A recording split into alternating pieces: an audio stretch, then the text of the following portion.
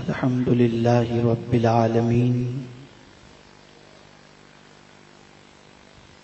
والعاقبة للمتقين والصلاة والسلام على سيد الأنبياء والمرسلين وعلى آله وأصحابه الطيبين الطاهرين أما بعد فأعوذ بالله من الشيطان الرجيم بسم الله الرحمن الرحيم سبحان الذي أسرى بعبده ليلا من المسجد الحرام إلى المسجد الأقصى الذي باركنا حوله لنريه من آياتنا إنه هو السميع البصير صدق الله العظيم. قابل قدر علماء ذوی الاحترام و حاضرین و ناظرین جشن معراج النبی صلی اللہ علیہ وسلم، السلام علیکم ورحمۃ اللہ وبرکاتہ. میرے پیارے آقا صلی اللہ تعالی علیہ وسلم کے پیارے دیوانوں، جس آیہ کریمہ کی تلاوت کا میں نے شرف حاصل کیا، اس سے متعلق کچھ معروضات پیش کرنے سے پہلے آقا کریم رؤوف الرحیم علیہ التحیۃ والتسلیم کی بارگاہ میں جس طریقے سے میں پڑھاؤں، عقیدت و محبت میں ڈوب کر اسی طریقے سے درود و سلام کا نذرانہ پیش کریں. الصلاۃ والسلام علیک یا رسول اللہ، الصلاۃ والسلام علیک یا حبیب اللہ، الصلاۃ والسلام علیک یا نبی اللہ، الصلاۃ والسلام علیک یا نور اللہ، وعلی آلک و اصحابک یا حبیب اللہ، صلی اللہ تعالی علیہ وسلم. میرے پیارے آقا صلی اللہ تعالی علیہ وسلم کے پیارے دیوانوں، حضور مفکر اسلام سے فلسفہ معراج النبی صلی اللہ علیہ وسلم سے متعلق بہت ساری باتیں آپ نے سماعت فرمائی. میں بھی تھوڑی دیر میں کچھ باتیں عرض کرنے کی سعادت حاصل کروں گا تاکہ ایمان کے اندر پختگی بھی پیدا ہو اور عظمت رسالت مآب صلی اللہ علیہ وسلم بھی ہمارے سینے میں جاگزی ہو.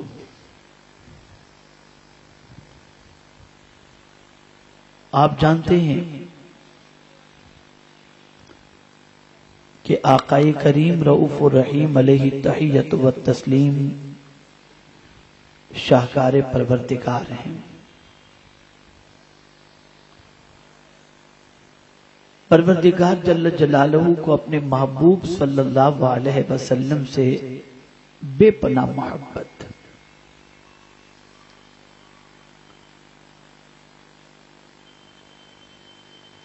سرکار صلی اللہ علیہ وسلم سے اتنی محبت کہ آقا کریم صلی اللہ تعالی علیہ وسلم کے قلب اطہر کو معمولی سی تکلیف پہنچے تو میرا پروردگار جل جلالہ اپنے محبوب کو تسلی دیتا ہوا نظر آتا ہے.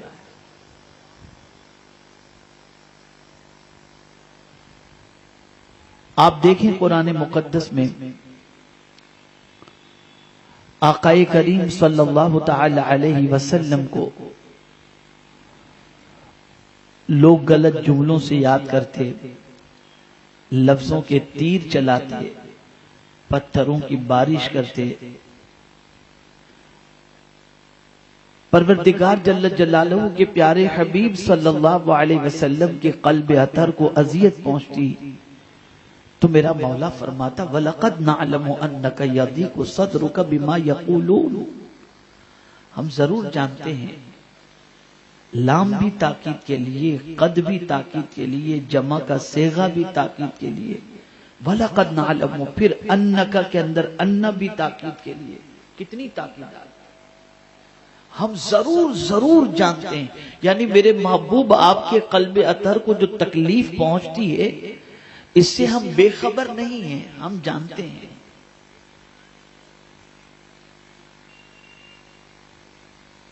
اور کبھی ایسا ہوا کہ حضور صلی اللہ تعالی علیہ وسلم نے اپنی خواہش کا اظہار بھی نہیں کیا، صرف مولا عز و جل کی رحمت کی طرف تکتے رہے، تو میرے کریم نے محبوب کی مرضی کو پوری فرما دیا۔ قد نرى تقلب وجهك في السماء فلنولينك قبلة ترضاها، یہاں کہیں حضور کا یہ جملہ نہیں ملتا کہ حضور نے رب سے کہا ہو کہ مولا قبلے کو بدل دے، نہیں، صرف آسمان کی طرف حضور نے چہرہ اٹھایا تو مولا فرماتا ہم تمہارے چہرے کو اٹھتا ہوا تک رہے ہیں، محبوب جدھر رخ طبیعت چاہے رخ کر دو، ہم اسی کو قبلہ بنا دیں گے۔ یہ حضور کی شان ہے۔ تو رب حضور صلی اللہ علیہ وسلم سے بے پناہ محبت۔ اب محبت کا عالم یہ کہ اپنی ربوبیت کی دلیل کے طور پر بھی اللہ نے اگر کسی کو پیش کیا تو اپنے محبوب کو فرمایا قد جاءکم برہان من ربکم۔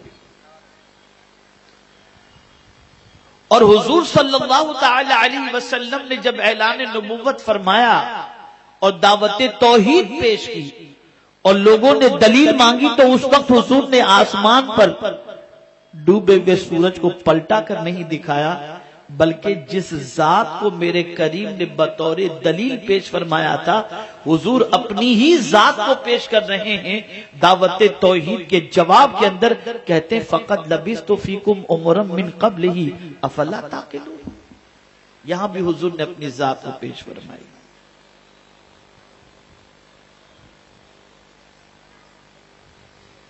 اب پروردگار جل جلالہ ہر عیب سے پاک ہے،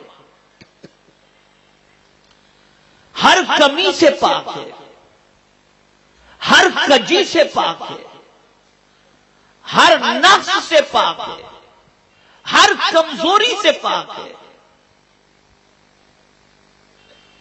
اب یہ پروردگار جل جلالہ ہر کمی سے پاک ہے، ہر کمزوری سے پاک ہے، اور وہ سب سے زیادہ طاقتور ہے، منزہ عن العیوب ہے۔ اس کو جاننا ہو تو کیسے جانو؟ تو پروردگار نے فرمایا سبحان الذی اسری بعبدہ۔ اگر تم یہ جاننا چاہتے ہو کہ میں کمزور نہیں میں طاقتور ہوں تو سنو، پاک ہے وہ ذات جس نے سیر کرائی اپنے بندے خاص کو رات کے مختصر سے حصے۔ میری طاقت کا عالم یہ ہے کہ میں پلک کے جھپکتے اپنے محبوب کو اتنا طویل سفر طے کروا دیتا ہوں۔ یہ میری طاقت کا جلوہ ہے، میری قدرت کا جلوہ ہے۔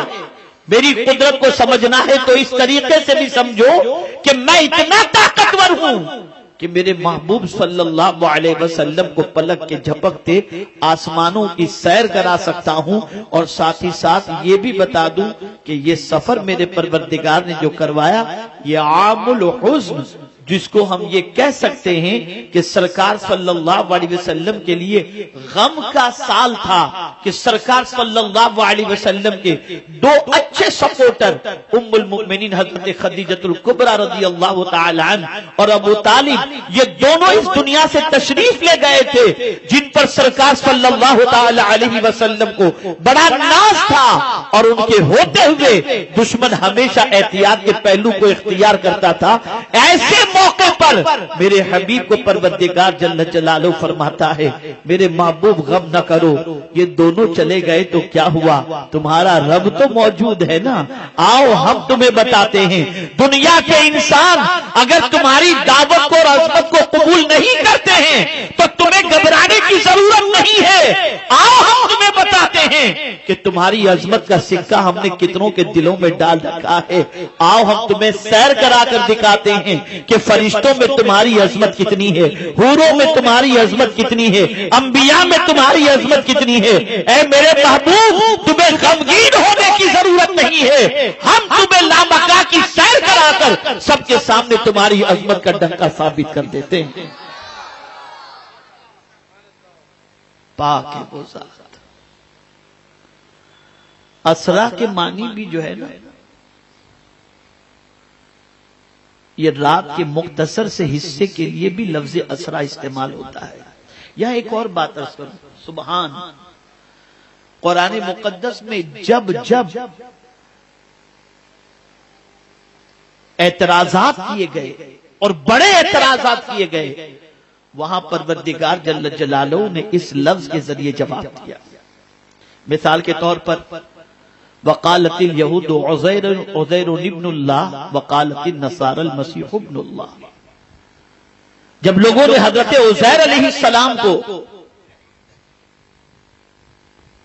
اور حضرت عیسیٰ علیہ السلام کو اللہ کا بیٹا کہا تو پروردگار جل جلالہ نے فرمایا سبحان اللہ عما یصفون، پاک ہے وہ ذات، ہر عیب سے پاک ہے، جس کی طرف تم ان کو منسوب کرتے ہو، اس کو جس کی طرف جو ہے تم جس وصف کو اس کی طرف منسوب کرتے ہو۔ اسی طریقے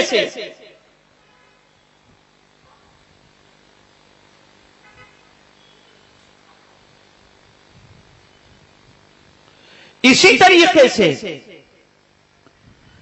جب خدا ایک کیوں بلکہ کئی خدا کے حوالے سے کہا گیا تو اس کے جواب میں بھی میرے کریم نے فرمایا لو کان فیہما آلہۃ الا اللہ لفسدتا فسبحان اللہ رب العرش عما یصفون۔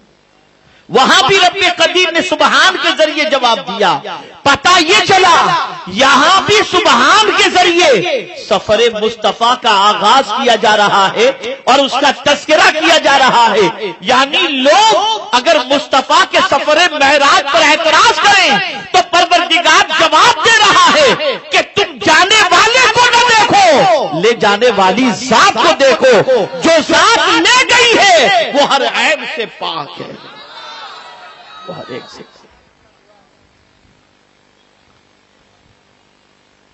میرے پیارے آقا صلی اللہ علیہ وسلم کے پیارے دیوانوں، اسرا یہ رات کے مختصر سے حصے کے سفر کے سلسلے میں لفظ قرآن مقدس میں آیا ہے۔ ایک اور مقام پر رب نے اسی لفظ کو فرمایا ہے جب حضرت موسیٰ علیہ السلام کی قوم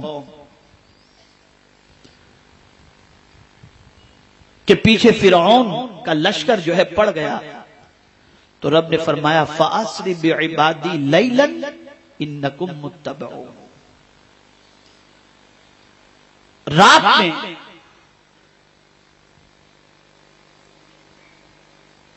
میرے بندے اپنی قوم کو لے کر چلو، اس لیے کہ ان کے پیچھے فرعون کی فوج پڑ گئی ہے۔ تو یہ اسرے کا لفظ یہ بتا رہا ہے کہ یہ رات کے سفر کے لیے آتا ہے۔ میرے پیارے آقا صلی اللہ تعالی علیہ وسلم کے پیارے دیوانوں، تو قرآن نے کہا سبحان الذی اسری بعبدہ، پاک ہے وہ ذات جس نے سیر کرائی اپنے بندے خاص کو رات کے مختصر سے حصے میں۔ میرے پیارے آقا صلی اللہ علیہ وسلم کے پیارے دیوانوں، یہاں پہ عبدہ ہی کہا گیا، یہاں پر رسول اعظم صلی اللہ علیہ وسلم کا نام بھی نہیں لیا گیا، نبی یہی بھی نہیں کہا گیا، رسول ہی بھی نہیں کہا گیا، عبد ہی کہا گیا۔ لیکن قربان جائیے، بات اگر عبد کی بھی کہی جا رہی ہے اور لفظ عبد یہاں پر آتا ہے تو کسی کے حاشیے خیال کے اندر حضور کے علاوہ کوئی آتا دکھائی نہیں دیتا. وجہ کیا ہے؟ اس لیے کہ اگر پروردگار کا کوئی بندہ خاص ہے تو وہ صرف محمد عربی صلی اللہ علیہ وسلم. وہ ایسے بندے خاص ہیں کہ بعبدہ ہی کہہ دیا جائے تو اللہ کے بندے خاص میں سب سے زیادہ اگر کسی کی طرف توجہ انسان کی مبذول ہوتی ہے تو وہ ذات رسالت مآب صلی اللہ علیہ وسلم. اور یاد رکھیں عبد ہونا معمولی چیز نہیں ہے. آج تو تھوڑا سا کچھ عہدہ مل گیا یا کچھ ڈگری مل گئی تو آدمی اپنی ڈگری پر فخر کرتا ہے. آدمی اپنی ڈگری کے لیے چاہتا ہے کہ لوگ اس ڈگری سے اسے یاد کریں. آپ ذرا سوچو انسان تھوڑی سی بلندی پر پہنچ جائے تو بلندی پر پہنچنے کے بعد انسان چھوٹوں کو بھول جاتا ہے. آپ زمانے میں دیکھیں گے کہ بہت سارے لوگوں کی سچویشن ایسی ہوتی ہے جب غریب ہوتے ہیں تو ان کے دوست جدا ہوتے ہیں اور امیر ہونے کے بعد اپنے غریب دوستوں سے ملنا بھی پسند نہیں کرتے. جب آرڈینری انسان ہوتے ہیں تو ان کے دوست کئی ہوتے ہیں. جب اقتدار کی کرسی پر بیٹھ جاتے ہیں تو ملنا پسند نہیں کرتے. اسی طریقے سے جب جاہل ہوتے ہیں تو دوست جدا ہوتے ہیں. عہدہ مل جاتا ہے یا کوئی بڑائی والا مقام مل جاتا ہے تو پھر چھوٹوں کو گننا اور پہچاننا دشوار ہو جاتا ہے. لیکن قربان میرے آقا صلی اللہ علیہ وسلم کی عظمت پر جب رب قدیر جل جلالہ نے اپنے محبوب کو فرش سے اٹھایا اور عرش کی سیر کرائی لا مکان تک جب میرے محبوب صلی اللہ علیہ وسلم کو اللہ نے بلایا تو اب پروردگار کے قریب جب میرے آقا صلی اللہ علیہ وسلم ہوئے تو میرے مولا نے فرمایا محبوب جہاں تک تم پہنچے ہو تم سے پہلے کوئی نہیں پہنچا. ذرا یہ بتاؤ آج اتنی بلندی پر تم پہنچے ہو میں تمہیں کس لقب سے یاد کروں, کون سا ٹائٹل دوں؟ قربان جائیے عظمت رسالت مآب صلی اللہ علیہ وسلم پر. عرض کرتے ہیں مولا مجھے کوئی ٹائٹل نہیں چاہیے, بس تو اتنا کہہ دے کہ میں تیرا بندہ ہوں, میرے لیے یہی ٹائٹل سب سے بڑا ٹائٹل ہے. قربان جائیے.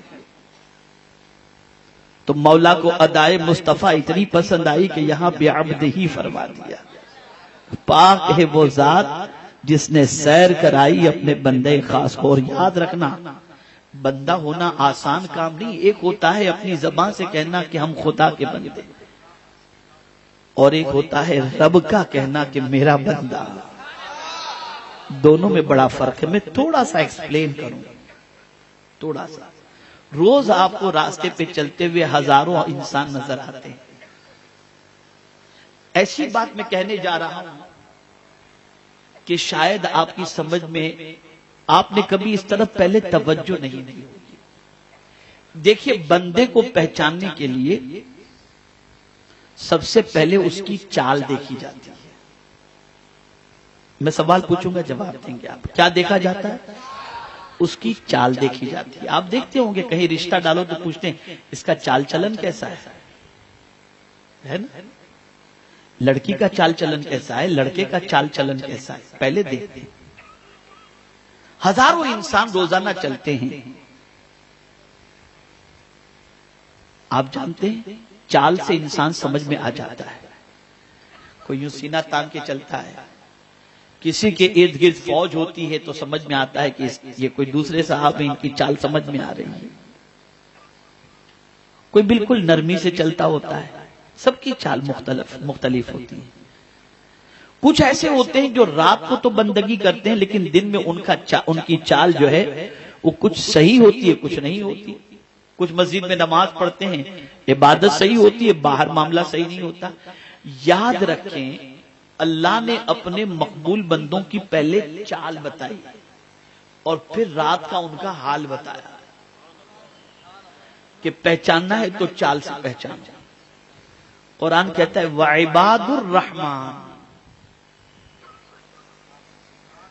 وعباد الرحمن الذین یمشون علی الارض ہونا. رحمان کے بندے جب زمین پر چلتے ہیں تو بالکل نرمی سے چلتے ہیں، آہستہ سے چلتے ہیں، وقار کے ساتھ چلتے ہیں، متانت کے ساتھ چلتے ہیں۔ یہ نہیں فرمایا، سارے بندوں کی بات نہیں فرمائی، یہاں قید لگا دی رحمان کے بندے۔ بندے تو سب اسی کے ہیں، لیکن ہر بندے کی چال یہ نہیں بتاتی کہ یہ خدا کے بندے ہیں، اس لیے کہ ان کی چال عقل کے ذریعے بتا دیتی ہے کہ یہ چال کا اچھا نہیں، اس کے سینے میں شیطان بیٹھا ہوا ہے۔ لیکن جو رحمان کے بندے ہوتے ہیں ان کی چال بتا دیتی ہے کہ ان کے سینے میں اللہ کی محبت بیٹھی ہوئی ہے۔ تو عباد الرحمن اسی طریقے سے قرآن میں ایک اور مقام پر آیا، یا ایتھا النفس المطمئنہ ارجعی الی ربک راضیۃ مرضیہ فادخلی فی عبادی، میرے بندوں میں داخل ہو جا۔ مولا تیرے بندے تو سب ہیں، یہ داخل ہونے کی بات کیا؟ تو جواب ملے گا میرے بندوں میں داخل ہونے سے مراد یہ ہے کہ مجھ سے وہ راضی، اس سے میں راضی۔ اب حضور صلی اللہ علیہ وسلم کے حوالے سے رب نے لفظ عبد فرمایا۔ سرکار صلی اللہ علیہ وسلم ایسے عبد کامل تھے کہ اللہ اکبر۔ ڈاکٹر اقبال نے کہا عبد دیگر عبدہ چیزیں دیگر، عبد الگ چیز ہے اور اس کا بندہ ہونا الگ چیز ہے، اس لیے کہ عبد کی پوزیشن یہ ہوتی ہے کہ وہ منتظر ہوتا ہے اور عبدہ وہ ہوتا ہے جس کا انتظار خدا کیا کرتا ہے۔ یہ حضور کی شان ہے، یہ حضور کی شان ہے۔ اور یاد رکھیں جو صحیح معنوں میں قدرت کا بندہ بن جائے نا اس کا مرتبہ بہت عرف و اعلیٰ ہے۔ خیر، تو یہاں حضور کے حوالے سے فرمایا گیا بعبدہ۔ اب حضور کیسے بندے تھے، کیسے عبد مطلق تھے؟ تو اس کو قرآن نے کہا ان صلاتی و نسکی و محیای و مماتی للہ رب العالمین۔ حضور کا کوئی کام اپنے لیے تھا ہی نہیں۔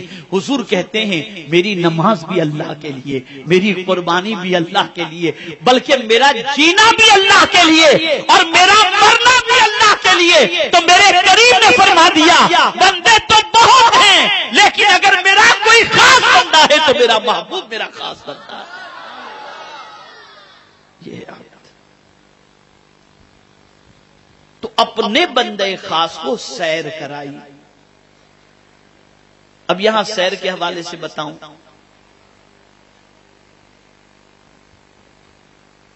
قرآن مقدس میں حضور سے فرمایا گیا کہ آپ اپنے غلاموں سے کہیں کہ وہ سیر کریں، اور سیر کرنے کی ریزن بھی قرآن نے بیان فرمایا، قل سیروا فی الارض فانظر کیف کان عاقبۃ المکذبین۔ سیر کا مقصد بیان کیا، میرے محبوب فرما دیجئے زمین کی سیر کرو اور دیکھو انکار کرنے والوں کو اللہ عز و جل نے ان کے ساتھ کیا معاملہ کیا، ان کے حال کیا کیا، ذرا اسے دیکھو۔ تو رب نے بھی اپنے محبوب صلی اللہ علیہ وسلم کو سیر کرائی، اور سیر کے لیے انتخاب فرمایا دن کا وقت نہیں، رات۔ کون سے وقت کا انتخاب فرمایا؟ رات کے وقت کا انتخاب فرمایا۔ اس لیے اب دیکھیے نا، تھوڑا سا سمجھنے کی کوشش کریں۔ معاذ اللہ جو لوگ حضور کو اپنے جیسا کہتے عقل کے پیدل لوگ ہیں، تھوڑا سا سمجھیں آپ۔ حضور صلی اللہ علیہ وسلم کے لیے رات ہی کی ایک وقت کی نماز ایکسٹرا فرض کی گئی تھی، اور اسی رات کی نماز کی وجہ سے حضور صلی اللہ علیہ وسلم کے حوالے سے فرمایا گیا کہ آپ کو مقام محمود دیا جائے گا۔ دن کی نماز کی بات نہیں کہی گئی۔ وَمِنَ اللَّيْلِ فَتَهَجَّدْ بِهِ نَافِلَةً لَكَ عَسَىٰ أَن يَبْعَثَكَ رَبُّكَ مَقَامًا مَحْمُودًا۔ اور رات کس لیے ہوتی ہے؟ محبوب سے ملاقات کے لیے ہوتی ہے، راز و نیاز کی بات کے لیے ہوتی ہے۔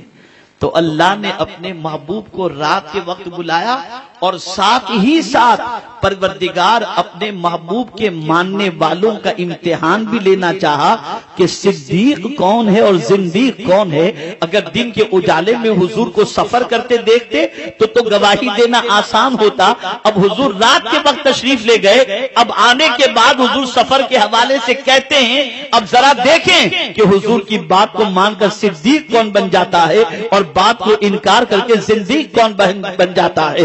میرے پیارے آقا صلی اللہ علیہ وسلم کے پیارے دیوانوں، اس بات کو اچھی طریقے سے ذہن میں رکھیں کہ جتنے بھی اولیاء کرام علیہم الرضوان رہے، جتنے بھی صالحین رہے، جتنے بھی بزرگان دین رہے، سب نے اپنی رات اللہ کی عبادت میں گزاری، سب۔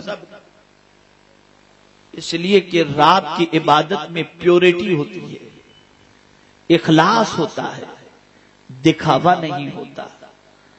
اور یاد رکھیں پروردگار نے اپنے محبوب سے خود فرمایا وَاذْكُرِ اسْمَ رَبِّكَ وَتَبَتَّلْ إِلَيْهِ تَبْتِيلًا، اپنے رب کا ذکر اس طرح سے کرو کہ سب سے کٹ کر اسی کے ہو جاؤ، اسی کے ہو جاؤ۔ اور اولیاء کرام کی شان قرآن نے کیا بیان کی؟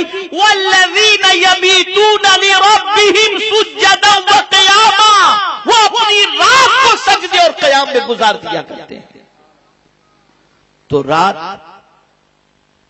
اللہ کے قرب کے لیے ہوتی ہے، اللہ عز و جل کو راضی کرنے کے لیے ہوتی ہے۔ تو اللہ نے اپنے محبوب صلی اللہ علیہ وسلم کو رات کے وقت بلا کر قیامت تک پیدا ہونے والے لوگوں کو یہ ذہن دیا کہ رات گناہوں کے دھبوں کو دامن میں لگانے کے لیے نہیں ہے، بلکہ رات تو اس لیے ہے کہ سب اپنے محبوب سے ملتے ہیں، تم خدا کی یاد میں لگ کر کے اپنے رب سے ملنے کی تمنا اپنے اندر پیدا کرو۔ بلایا اپنے رب، اپنے محبوب، من المسجد الحرام الى المسجد الاقصی، مسجد حرام سے مسجد اقصی تک۔ ایک پہلی بار شاید آپ یہ نکتہ سنتے ہوں گے جو میں ابھی عرض کرنے جا رہا ہوں۔ یہ بات یاد رکھیں، آقائے کریم صلی اللہ تعالی علیہ وسلم اپنے گھر کے علاوہ کہیں اور صرف دو مقام پر، دو جگہ پر، یعنی دو موقع پر سرکار صلی اللہ علیہ وسلم اپنے گھر کے علاوہ باہر آرام فرمانے کے لیے تشریف لے گئے۔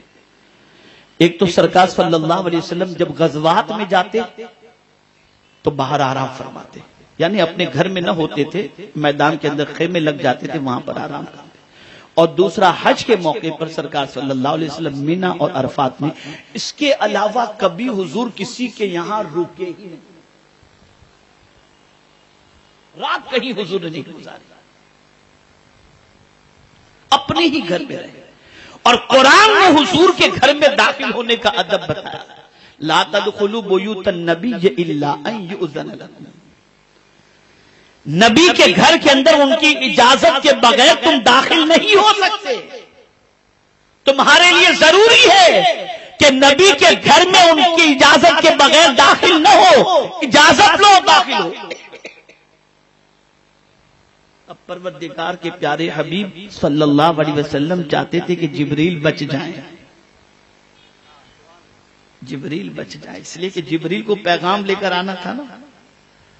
تو آج سرکار صلی اللہ علیہ وسلم اپنے گھر کی بجائے ام ہانی کے یہاں آرام فرما رہے تھے، سرکار وہاں آرام فرما رہے تھے۔ اب اجازت کا تو مسئلہ نہیں، آ گئے، لیکن وہاں بھی جبریل امین پریشان تھے، سرکار آرام فرما رہے تھے۔ حدیث مبارکہ میں آقائے کریم صلی اللہ علیہ وسلم پر غنودگی کا غلبہ تھا، یعنی نیند بیداری میں تھے اور سرکار صلی اللہ علیہ وسلم نیند میں تھے، ایسی سچویشن میں تھے اور جبریل امین آئے۔ اب پریشان جبریل امین کہ آواز دوں تو بے ادبی ہے، اس لیے کہ قرآن نے منع فرمایا ہے، منع فرمایا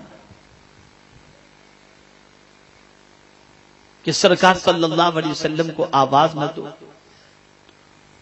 آواز دے کر نہ بلاؤ۔ اب اگر حضور صلی اللہ علیہ وسلم نیند میں ہیں تو اگر سرکار کے جسم اقدس کو جنبش دیتے ہیں تو بے ادبی. اب خیال پیدا ہوتا ہے کہ میں جگاؤں تو کیسے جگاؤں اس لیے کہ رب کا پیغام لے کر کے آیا ہوں, مجھے حضور کو پیغام پہنچانا ہے. مولا نے جبریل کے اضطراب کو دیکھا تو خود ہی بارگاہ مصطفیٰ کا ادب سکھا دیا اور جگانے کا ڈھنگ سکھا دیا. فرمایا یا جبریل قبل قدمے, اے جبریل میرے محبوب کے دونوں قدموں کو چوم لو. جبریل نے دونوں قدموں کو حضور کے چوما, حضور نے آنکھ کھولی, جبریل امین نے سلام پیش کیا اور رب کا پیغام پہنچا دیا. ان اللہ اشتاق الی لقائک یا رسول اللہ, کہ بے شک اللہ آپ سے ملنے کا مشتاق ہے اے اللہ کے رسول صلی اللہ علیہ وسلم. اور آپ جانتے ہیں شرح صدر ہوا, پھر اس کے بعد حضور صلی اللہ تعالی علیہ وسلم براق پر سوار ہو کر مسجد حرام سے مسجد اقصی تک تشریف لے گئے, اور پھر اس کے بعد وہاں امامت فرمائی. اس کے بعد ساتوں آسمانوں کی سیر,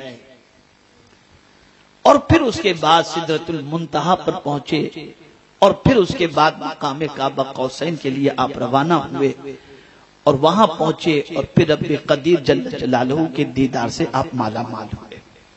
اور پھر حضور صلی اللہ علیہ وسلم وہاں سے لوٹے نماز کا تحفہ لے کر. اب یہاں میں آپ کو ایک بات عرض کروں, جیسے ہی رب کو حضور نے دیکھا, جیسے ہی دیکھا, بھئی ایک چیز میں آپ سے پوچھتا ہوں, ایک دوسرے سے ملو تو کیا کرو گے؟ بولیے سلام. حضور رب سے مل رہے ہیں, یہاں سلام نہیں کر رہے, رب سے مل رہے ہیں, سلام نہیں کر رہے, اس لیے کہ اس کو سلامتی کی دعا کون دے جو سب کے لیے سلامتی ہے, وہ تو خود ہی السلام ہے. تو انداز دیکھیے سرکار نے کیا کہا, السلام علیکہ یا رب العالمین نہیں کہا التحیات للہ والصلوات والطیبات. تو اب رب نے جواب میں کہا السلام علیکہ ایھا النبی ورحمۃ اللہ وبرکاتہ, تو محبوب نے کہا السلام علینا وعلی عباد اللہ الصالحین, تو فرشتوں نے کہا اشہد ان لا الہ الا اللہ واشہد ان محمدا عبدہ ورسولہ.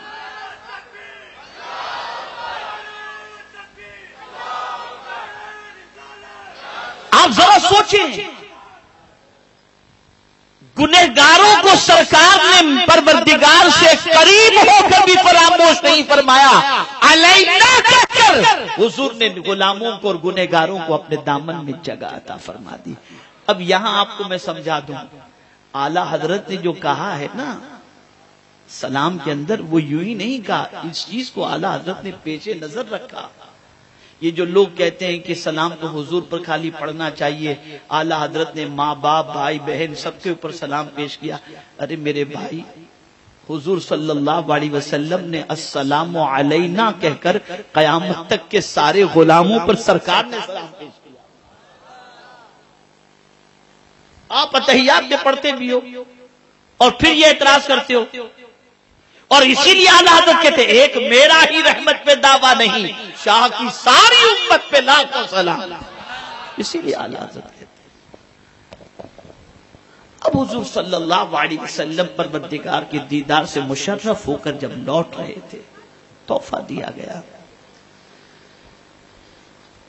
اب میں آپ کو بتاؤں کہ حضرت ابراہیم علیہ السلام سے ملاقات ہوئی, چونکہ وہ ساتویں آسمان پر, ساتویں آسمان پر. تو حضرت ابراہیم علیہ السلام نے فوراً کہا کہ آپ کی امت کو میری طرف سے سلام پیش کر دینا, آپ کی امت کو میری طرف سے سلام پیش کر دینا, اور کہنا جنت میں درخت لگائیں, جنت میں درخت لگائیں.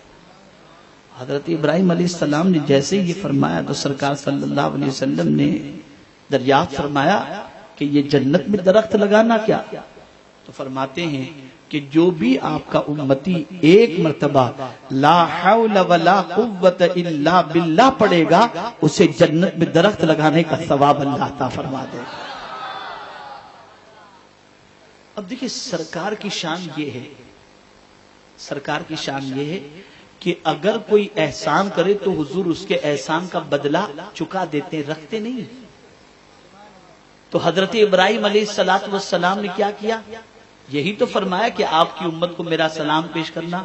تو سرکار کو حضرت ابراہیم کا یہ حضور کی اپنی امت سے پیار جو ہے حضور کو اتنا پسند آیا کہ اپنی امت سے فرمایا کہ ابراہیم علیہ السلام نے ایک بار سلام پیش کیا ہے نا، تم ہر نماز میں ابراہیم پر سلام پیش کرو، ہر نماز میں سلام پیش کرو۔ اسی لیے درود ابراہیم ہے، اسی لیے درود ابراہیم ہے۔ اے رسول اعظم صلی اللہ تعالی علیہ وسلم کے دیوانوں، آقا کریم صلی اللہ علیہ وسلم کا سفر اسی طریقے سے جاری رہا۔ موسیٰ علیہ السلام ملے اور پھر سارے معاملات اور سارے واقعات آپ جانتے ہیں۔ مجھے مختصراً یہ بتانا ہے کہ صرف آپ جو ہے نا سفر معراج کو اس اعتبار سے دیکھو، صرف یہ بنیادی چیز کو ذہن میں رکھو، اللہ طاقتور ہے اور ہر عیب سے پاک ہے۔ اس کی سب سے بڑی دلیل یہ ہے کہ پلک میں جھپکنے سے پہلے اللہ نے اپنے محبوب کو لامکاں کی سیر کرا دی۔ یہ ایک بہت بڑی دلیل ہے۔ اب یہاں کچھ لوگ، جاہل لوگ، گمار لوگ اعتراض کرتے ہیں کہ اتنی جلدی کوئی جا کر کیسے آ سکتا ہے؟ یعنی اس زمانے میں جو اعتراض ابو جہل کرتا تھا، آج کے دور کے ابو جہل کی اولاد بھی وہی اعتراض کرتی ہے۔ میں آپ کو تھوڑی سی دلیل سمجھا دوں، ایک چھوٹی سی دلیل۔ آپ کے ہاتھ میں موبائل ہے، امریکہ میں آپ کا کوئی دوست رہتا ہے، آپ نے یوں ٹائپ کیا، پٹک سے ادھر میسج پہنچا، پٹک سے ادھر سے میسج بھی آ گیا، ایک سیکنڈ میں گیا اور آیا کہ نہیں؟ مجھے جواب تو دیجیے آپ نے کبھی غور کیا اس پر کہ ایسا کیسے ہو جاتا ہے؟ کون سی چیز ہے جو آپ کے میسج کو اتنی سپیڈ سے لے جاتی ہے، اور کون سی چیز ہے جو آپ کے میسج کو اتنی واپس تیزی سے لا کر آپ کے پاس پہنچا دیتی ہے؟ ہزاروں میل۔ کون سی چیز ہے؟ کبھی آپ نے سوچا؟ آپ نے بٹن دبا کر ادھر میسج کیا، ابھی ادھر میسج ختم ہوا، ادھر پہنچا اور فوراً وہاں سے جواب آ گیا، ذرا بھی تاخیر نہیں ہوئی۔ کون سی چیز ہے؟ تو آپ کو تسلیم کرنا پڑے گا، یہ بجلی ہے، یہ بجلی ہے، جس کی طاقت اتنی ہے کہ میرے پیارے آقا صلی اللہ علیہ وسلم کے پیارے دیوانوں، ایک سیکنڈ میں وہ پوری دنیا کا چکر لگا کر آپ کے پاس آ سکتی ہے۔ تو یہ بجلی ہے جو آپ کے میسج کو لے کر بجلی کی رفتار سے وہاں پہنچتی اور پٹک سے آپ کے پاس اس کا جواب لے کر کے آ جاتی ہے۔ نادانوں، انسان کے بنائے ہوئے انسٹرومنٹ میں اتنی طاقت ہے کہ جو آپ کے میسج کو اس طرح سے لے جائے اور آپ کے انسٹرومنٹ میں لا کر واپس پہنچا دے، تو جسے خدا نے اپنا محبوب بنایا ہو اس کی طاقت کا عالم کیا ہوگا، اس کی رفتار کا عالم کیا ہوگا۔ اور میں تو یہ کہتا ہوں سائنس جتنی ترقی کرے گی، اسلام کی حقانیت اتنی ہی ثابت ہوتی چلی جائے گی، بلکہ اسلام میں بھی سنیت کی طاقت اور سچائی اتنی ہی اجاگر ہوتی چلی جائے گی۔ اس کو آپ ذہن میں رکھیں۔ آخر میں عرض کروں گا، جو نہ بھولا ہم غریبوں کو رضا، یاد اس کی اپنی عادت کیجیے۔ کبھی آپ نے سوچا کہ میدان قیامت میں سارے انبیاء نفسی نفسی کہیں گے اور حضور امتی امتی کیوں کہیں گے؟ وہ بھی تو انبیاء ہیں، وہ بھی تو امتی امتی کہتے ہیں، لیکن سب نفسی نفسی کہیں گے، حضور امتی امتی کیوں کہیں گے؟ وجہ یہ ہے کہ وہ قیامت کا منظر سارے انبیاء فرسٹ ٹائم دیکھیں گے، اور مصطفیٰ کو سفر معراج میں میرے مولا نے بلا کر سارے مناظر پہلے دکھا دیے، اس لیے حضور کو کوئی خوف نہیں ہوگا، اور جو پہلی بار دیکھے گا وہ خوف زدہ ہوگا، اور جو پہلے سے دیکھ چکا ہے اسے کسی چیز کا خوف نہیں ہوگا۔ اس لیے قیامت میں سب نفسی نفسی کہیں گے اور میرے مصطفیٰ امتی امتی کہیں گے، اس لیے کہ سب کچھ حضور نے دیکھ لیا، سب کچھ حضور نے دیکھ لیا۔ اے رسول اعظم صلی اللہ علیہ وسلم کے دیوانوں، اپنے آقا کی عظمت کو اپنے سینے میں بٹھاؤ، اپنے آقا کی محبت کو اپنے دل میں بٹھاؤ، اور یہ بات ذہن میں محفوظ کر لو، مصطفیٰ جیسا کوئی بھی نہیں۔ اور اگر میں فارسی کے شعر کی روشنی میں آپ کے سامنے پیش کروں تو بس اتنا ہی کہوں گا، بعد از خدا بزرگ توئی قصہ مختصر۔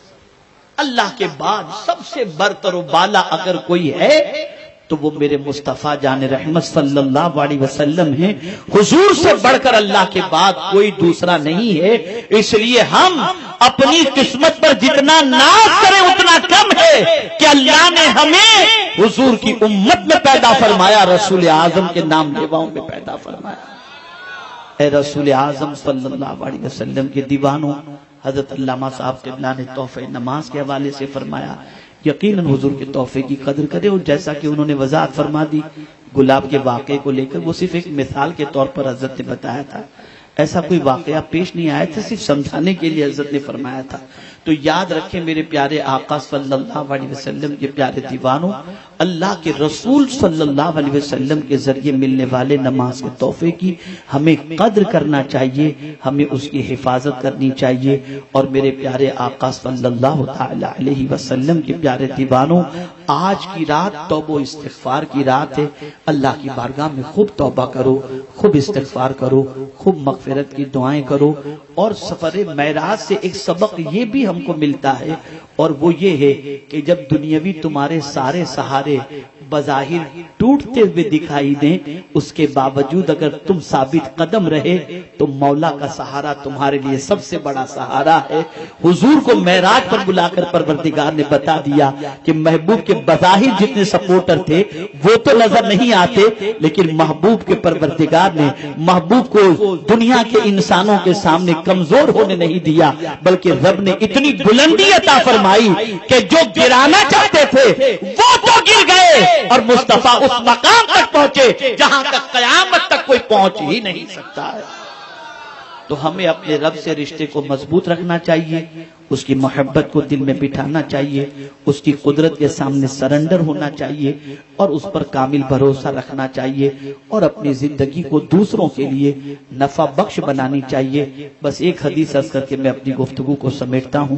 سیدنا ابو ہریرہ رضی اللہ المولا تبارک و تعالی عنہ صحابہ کے ساتھ تشریف فرماتے کہ رسول اعظم صلی اللہ علیہ وسلم تشریف لائے، ارشاد فرمایا اے صحابہ بتاؤ تم میں بہتر کون ہے؟ صحابہ چپ رہے، سرکار نے دوبارہ سوال کیا، پھر وہ چپ رہے، سہبارہ سوال کیا، صحابہ چپ رہے۔ ایک صحابی نے عرض کیا اللہ اور اس کے رسول بہتر جانتے ہیں، تو میرے سرکار نے جو فرمایا آپ اگر بہتر بننا چاہتے ہیں تو حضور نے جس کو بہتر بتایا وہی بہتر ہے، اور جسے بدتر بتایا وہی بدتر ہے۔ صحابہ نے عرض کیا حضور اللہ اور اس کے رسول بہتر جانتے ہیں کہ ہم میں بہتر کون ہے؟ تو سرکار صلی اللہ علیہ وسلم نے فرمایا تم میں بہتر وہ ہے جس سے بہتری کی امید ہو اور جس کے شر سے لوگ محفوظ ہوں۔